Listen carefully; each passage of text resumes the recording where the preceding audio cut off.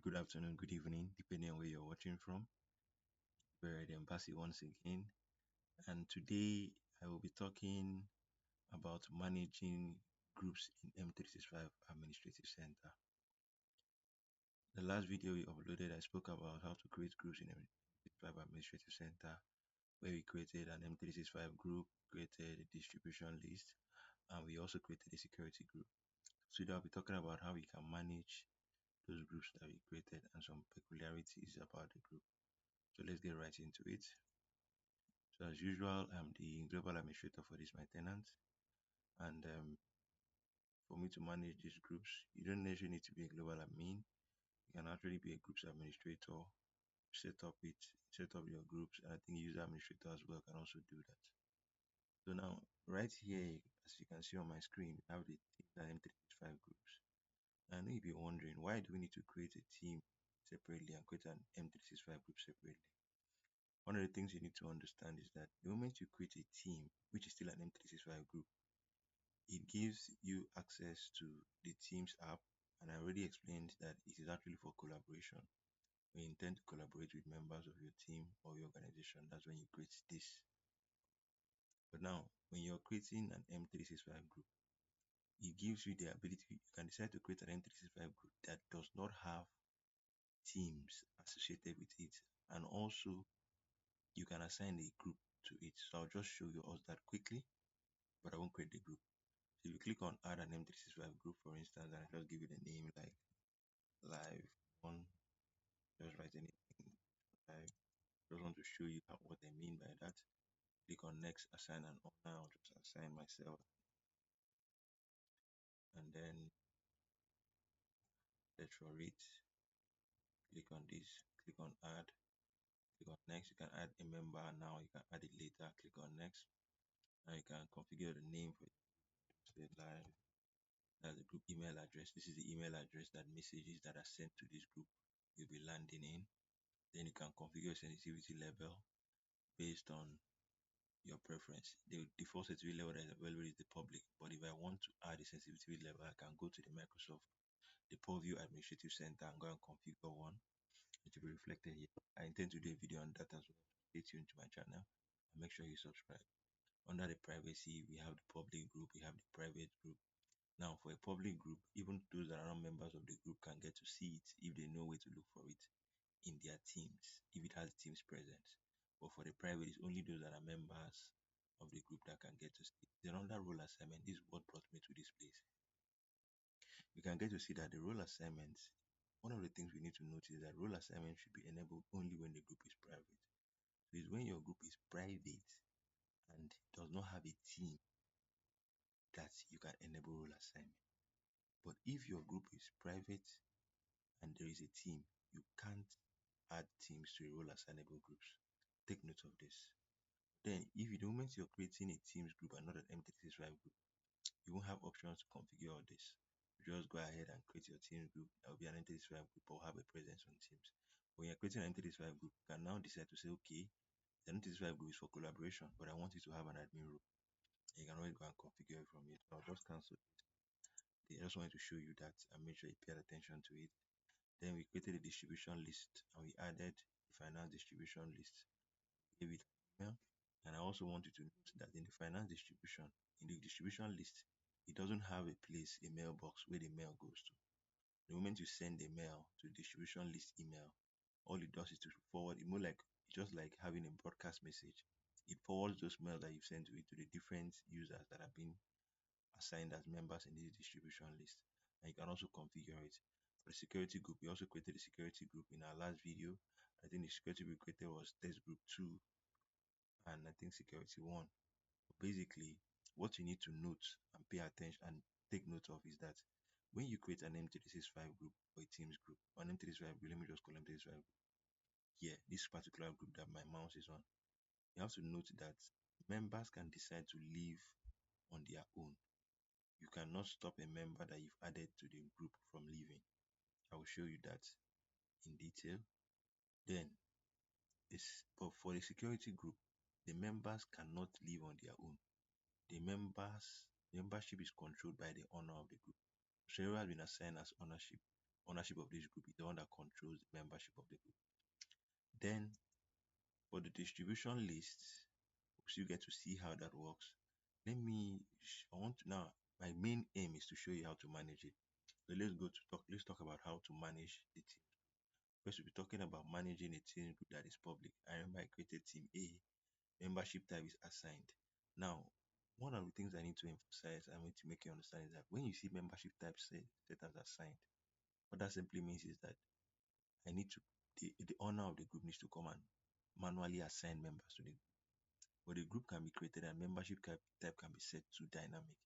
That is not possible to be done here, but that can be done from the Entra ID Administrative Center, where the members of the group are added based on the fact that they've satisfied certain qualities or certain characteristics. For instance, you can say, okay, you said that the user's department equals a particular department, then that person should automatically be added to the finance um, M365 group or the team A M365 group. The moment a user is created and then under the properties of that user, the user satisfies this property, the user will automatically be sent to that group. I will also show you how dynamic groups can be configured in another video. But everything I'll be doing in this video, I'll be staying in the M365 admin center and maybe touching the teams and just showing you things. So now for the team A group that we created, which is an M365 group. Now this is the group, this is the basic. You can edit the alias. Alias simply means you can give it another name based on your preference that mails can still be sent to and it will be delivered. Now you have to note that the moment you create an M365 group, it has a site address. Yes, it has a site address. Whether or not rows are set to it, it has a site address. And then under the membership, you get to see the owner, you get to see the members. You can also decide to invite side visitors. In this particular M365, this particular team A group, we have two members, Andy and Asha. These are the members of the group. These are people that are naturally added to the group and it's a public team.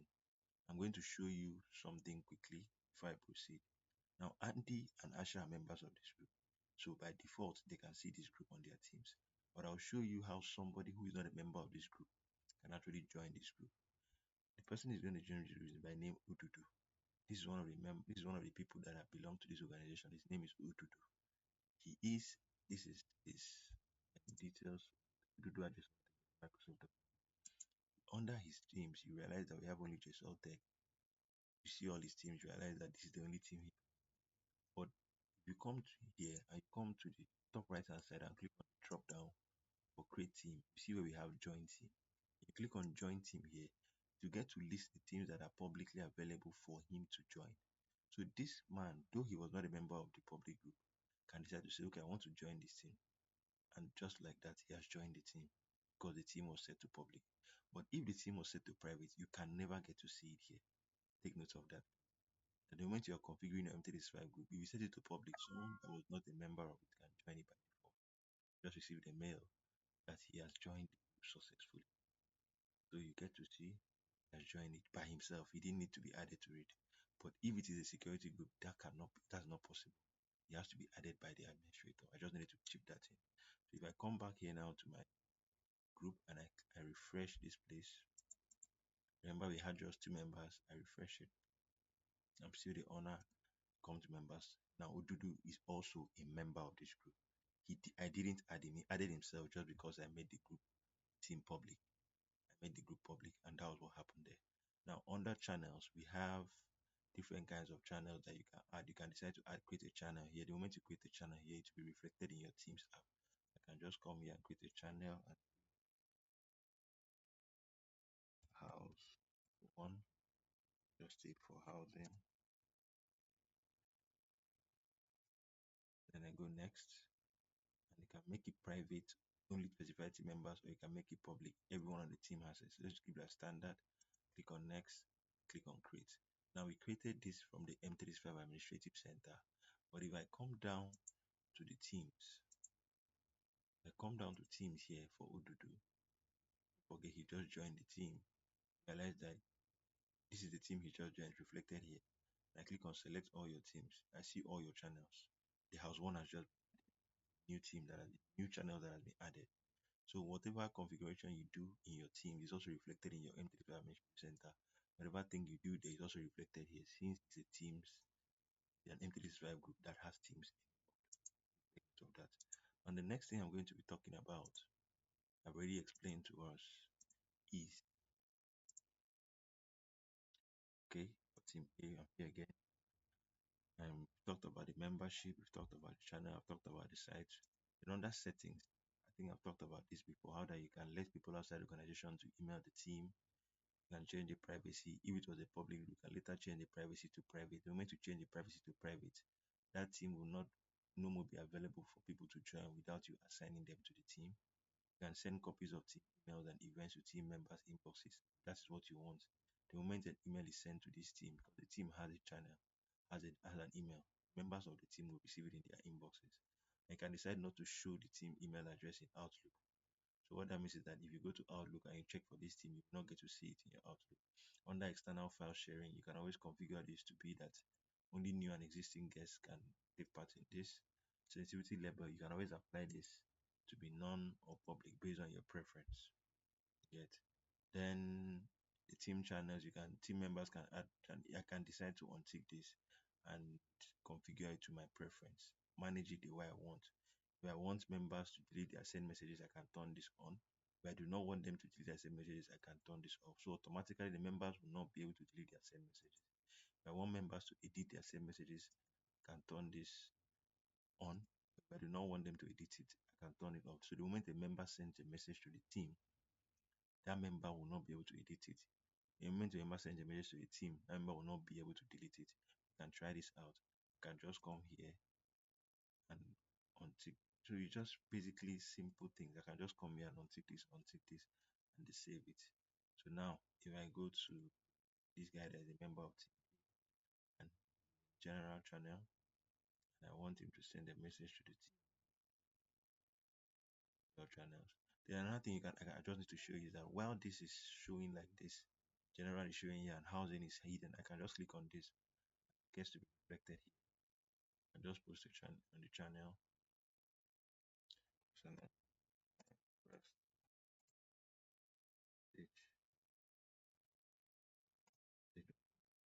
I post it. Now this has been posted. I come here. I have not seen the option to edit. I have not seen the option to do anything.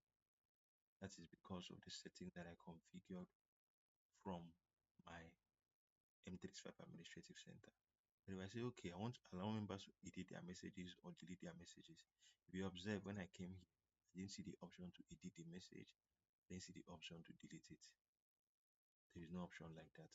But I can now come here and say, okay, fine, let them be able to edit and delete. And I click on save. The moment I click on save, to take a while to populate, and I refresh this, and now come back here and then click on the message. Like I've seen, delete automatically has appeared and edit is now here, but that was not available before. So these are things that you need to know, that these are ways you can manage team after you've created, you manage your group after you've created it from the M35 Administrative Center. These are configurations that you can do for the M35 team, for M35 group after you create, and these are some things you can do. So now we are done with this thing. Let's go to the distribution list. Now under the distribution list, for you to manage it very effectively, it is going to redirect you to go to the Exchange admin. For you to have advanced settings, you have to go to the Exchange Administrative Center, where in the Exchange Administrative Center, you also have the option of creating a dynamic distribution list. As the name implies, that dynamic distribution simply means that people that are being assigned to that distribution list are based on properties. As I said, we have members that can be assigned manually and members that can be assigned dynamically. That's based on when they satisfy a condition. So under general settings, you can allow external senders to email this group. What this simply means is that people that are not members of the organization can send a mail to this group and it will be delivered. But if you do not untick this, they can send it, it will not be delivered. That's just a few settings that you can configure here. I'll still be touching Entra. Then you come on to under security groups. Under security groups, remember I already said it earlier that in security groups, when you add a member to security group, you cannot, the member cannot be removed. A member, someone cannot join the security group by himself. You can only be added by the owner. But for M365 group, you can always decide to join by yourself. Then another way you can get to see the groups that you belong to as a user using this particular user is that I come here, I'll sign into my, click on Asha, click on view account. When I click on view account, I can now, I'll allow it to load. Comes up, this is the account for Asha. Asha, yes. Click on Asha. When I sign into Asha's account, I will now be able to use that Asha belongs to. If I scroll down, I click on my groups, I'll see groups that it belongs to from here. This is one of the ways you can get to see the groups that Asha belongs to. So these are just some of the ways you can manage groups after creating. And if you see from the groups that it belongs to, under the audit group, which is an M365 group, he can decide to leave the group by himself. If he clicks on this, he can go. For this, he can leave. For this, he can leave. This other group is a distribution list. He can't leave by himself. He has to contact the IT admin. He can't leave by himself. But for the M365 group, he can leave. For this, he can leave. For this other team A, he can leave. Now, let me make him a part of a security group so that you get to see that he cannot leave that security group by himself. So I'll make him a part. I'll make him a part of the test group too. Come to members. No honor here. Let me go to security one. I think. Come to members. Under members, I come to view or manage members. I'll now search for Asha.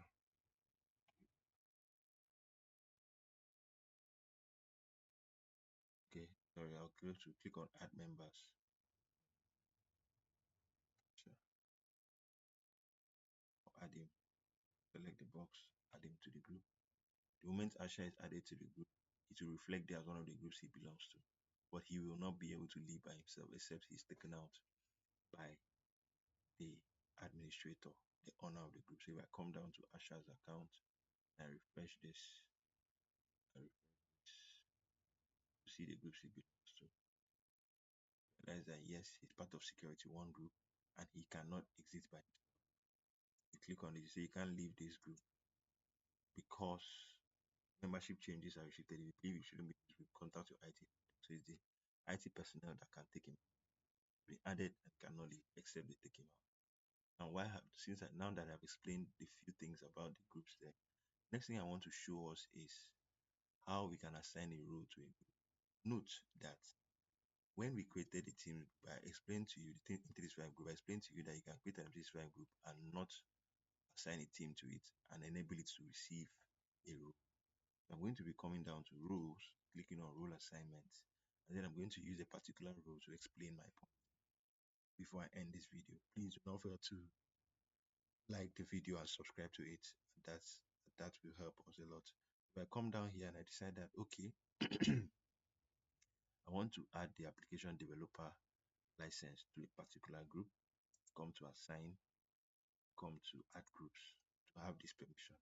The moment you add a group here, the group has that anybody you add, anybody that is added to the group automatically will have this particular role and be able to function in that role. So now the groups that are available here, if you can see, we have the MS102 group, which has an email. We have the support engineer is not available security groups, not available security groups. These are security groups, but they do not have emails. These are groups that have emails. That's why you're saying it's not available. And the only groups that are available here, this power that you see is actually an M365 group that is showing here. So I can just, let me duplicate this tab and quickly show you, or let me just show you here. Okay, yes, other active groups and groups. Power is an M365 group, but it doesn't have a team status. And as a result of that, I also enabled its ability to accept a role when it was created. That is why you see that when I claim here and try to assign a role to it, to groups, the power was being reflected even if it's M365. So take a note, if you're preparing for MS102, just know that you can always assign a role to an M365 group if the M365 group does not have team status enabled. And then while creating it, you enabled it to receive a team. But if the M365 group has team status enabled, you cannot assign a role to it. Take note of that. Then for security groups, know that you can assign role to security groups, whether or not the security group has an email. Now, this particular security group does not have an email, but I'll show you a security group that has an email that has the ability to be assigned. If I come here, mail security one has an email enabled. and it should be able to reflect here. It's not reflected. Okay, let me quickly create a security group now that has an email enabled and also has the ability to receive a report. Let's see. King, okay, King, flip, next. Then honor, make myself an honor.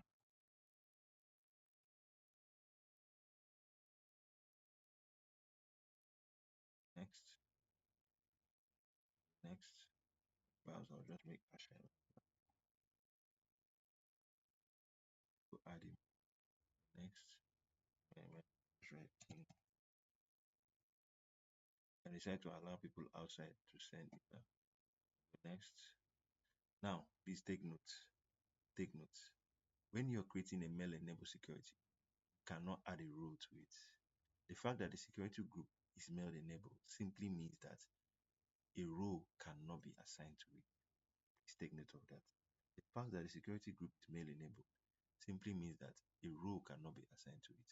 But if the security group is not mail enabled, security group does not have a then and while you're configuring it, let me try to add a security group that is not mail enabled, just a normal security group. You see what I'm talking about.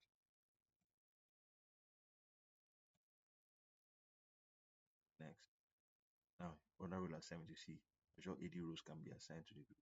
Check this box to use this group. So this is if you check this and click on next and create it, automatically means that that group will be reflected here.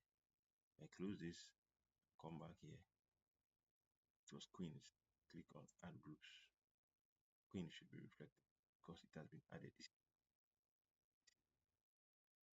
So please understand this. Understand this. So I think with that I've been able to explain exactly what I needed to cover in this in this tutorial. So note that when you're creating an M365 group, when you assign an email to it, automatically you cannot assign a role to that M365 group. But if there is no email assigned to it, and then you tick, you can, and then while creating it, you enable the option for it a role to be assigned, then you can assign a role to it. That's when you're dealing with M365 group, sorry. When you create a distribution list, when you create an M365 group, the user can decide to leave by his or herself. If the group is, whether or not it's private or public, the user can exit the group by themselves.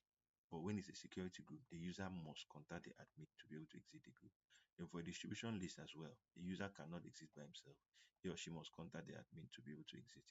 So I believe that I've been able to show you a few tips and tricks as to how to manage your groups after showing you extensively how those groups can be created and the different peculiarities. Note, teams and M365 groups are for collaboration, and distribution list is more like an email where you can just send it's just more like a broadcast message where you can just broadcast emails to different users, members of the group. Then security is when you're looking at how you can add permissions, where you can have control, configure access control, assign roles, and the rest. You can still assign roles with them, but when you're doing, if what you're really looking at is access control, the security group should be your best option to be able to get that sorted out. So I want to say thank you very much for taking time to go through my recording. I believe you learned one thing or the other, and I advise that you subscribe to my channel so that subsequent videos that I drop in, you get notifications. And see you in our next video. Bye bye. God bless you.